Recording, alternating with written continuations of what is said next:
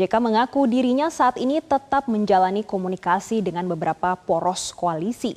Sebelumnya diketahui JK bertemu dengan Ketua DPP PDIP Puan Maharani pada Rabu 4 Oktober lalu. Selanjutnya JK juga bertemu dengan Anies Baswedan pada 8 Oktober lalu. Menurut JK, alasan dirinya tidak akan berada dalam tim sukses karena tidak ingin masyarakat terpecah belah.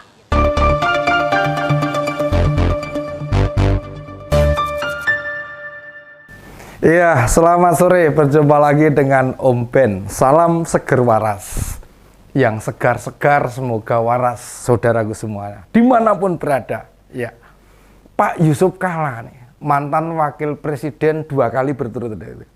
Tidak akan bergabung dengan tim sukses capres manapun. Ini menunjukkan jika capres yang beliau dukung kesulitan untuk menang di kontestasi tahun depan.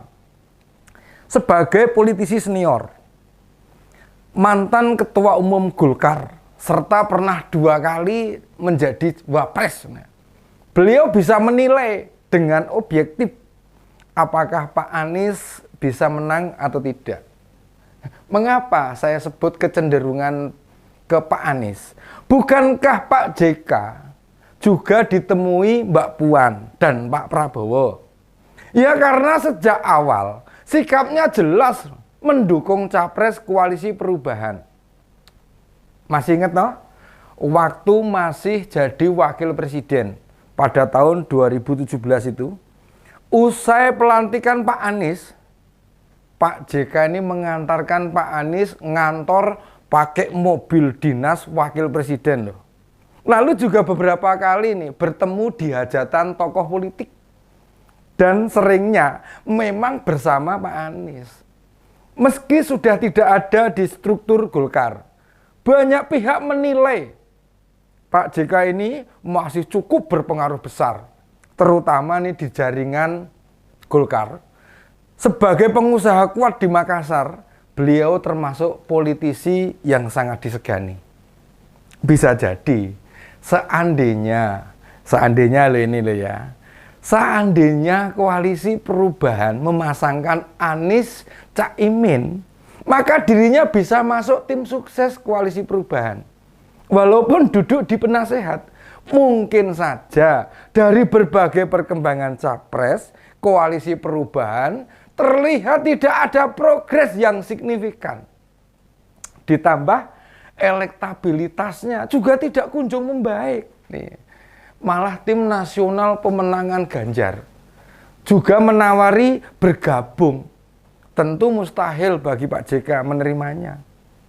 Kita pahamlah, selama ini garis politik Pak JK di posisi mana?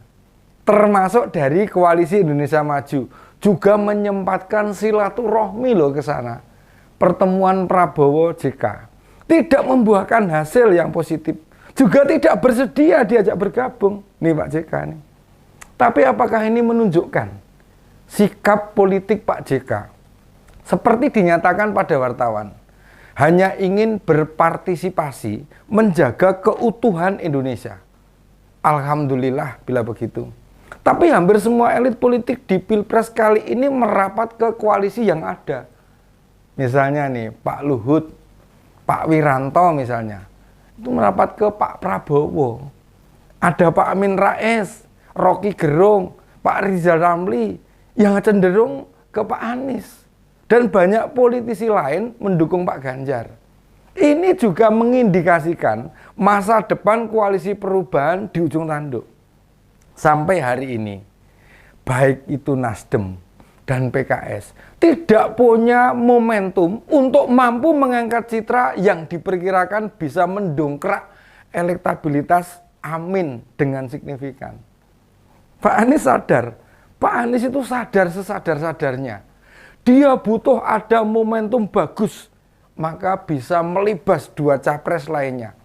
Siapa yang menduga waktu jadi cagup dulu bisa memenangkan pertarungan, waktu itu orang masih berpikir diberhentikan dari jabatan Menteri Pendidikan berarti memang tidak bisa bekerja.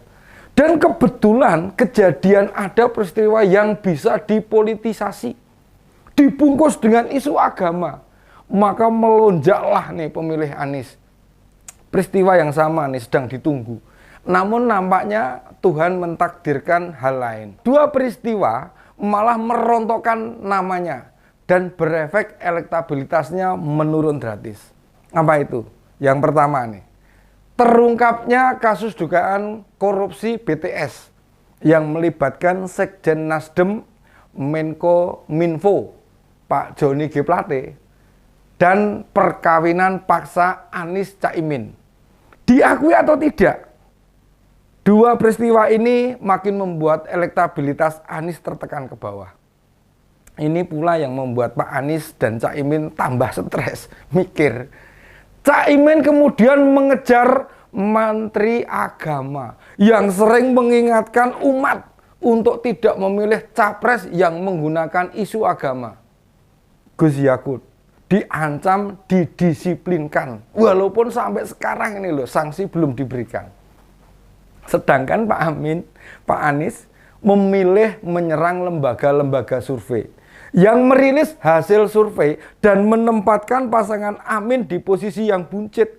Sebenarnya koalisi perubahan punya pilihan objektif. Mereka membubarkan diri, bergabung ke kubu PDIP atau koalisi Indonesia Maju. Bertahan dengan koalisi perubahan tidak bakal mengubah apapun. Tapi mereka tidak bisa kemana-mana. PKS tidak mungkin bergabung di mana ada partai gelora di sana. Tapi juga mustahil loh mendukung capres PDIP. Nasdem utamanya nih, ketua umumnya Pak Surya Paloh kelewat gengsi, sudah deklarasi duluan capres lalu kemudian merapat ke koalisi lain. Dia bakal merasa direndahkan. PKB juga sama saja. Kembali masuk mendukung Prabowo, jelas berat. Bergabung dukung Pak Ganjar, kalau menang Caimin tetap tidak bisa jadi menteri. Memang capres-cawapres koalisi perubahan ini ambisinya kegedean. Perubahan ini loh ambisinya kegedean, tapi tidak mau refleksi, tidak melihat ke diri sendiri. Apakah mereka sudah layak dan pantas kemudian untuk diperjuangkan. Sejak Pak Anies dideklarasikan 3 Oktober atau juga waktu Pak Anies dipasangkan dengan Caimin, hampir tidak ada elemen baru bergabung, apalagi partai politik. Jadi kita tunggu saja apa yang bisa dikerjakan oleh capres dan cawapres koalisi perubahan itu. Demikian opini Omben kali ini. Salam seger waras, sampai jumpa lagi.